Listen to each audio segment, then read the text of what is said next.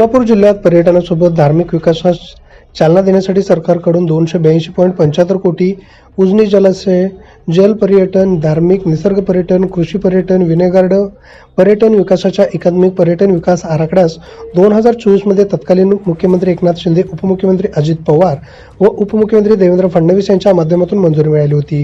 या पर्यटन विकास आराखड्यामध्ये सोलापूर जिल्ह्यातील धार्मिक पर्यटनासाठी 25 कोटी निधीला मंजुरी मिळाली होती।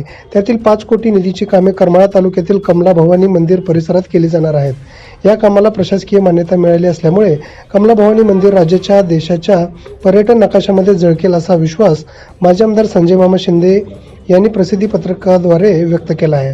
5 कोटी निधीपैकी 2 कोटी 20 लाख निधीमधून श्री कमलादेवी मंदिरात सीसीटीव्ही देखरेख प्रणाली, on grid solar roof top system, street light आणि हायमास्ट गार्डन लाईट, विद्युतीकरणाचे काम आणि संगीतमय कारंजे ही कामे केली जाणार आहेत।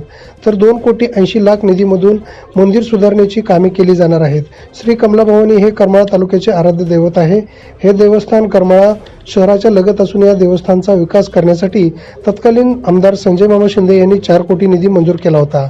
त्यामधून पेव्हिंग ब्लॉक बसवणे 24 लाख रुपये, सर्व रस्ते सिमेंट कॉन्क्रिटीकरण करणे 76 लाख, रस्ते डांबरीकरण करणे 47 लाख, भक्तिनिवास बांधणे 80 लाख, स्वच्छतागृहासाठी 21 लाख रुपये निधी, वॉल कंपाऊंड बांधणे 1 कोटी 43 लाख, स्ट्रीट लाईटसाठी 15 लाख ही कामे पूर्ण करण्यात आली आहे।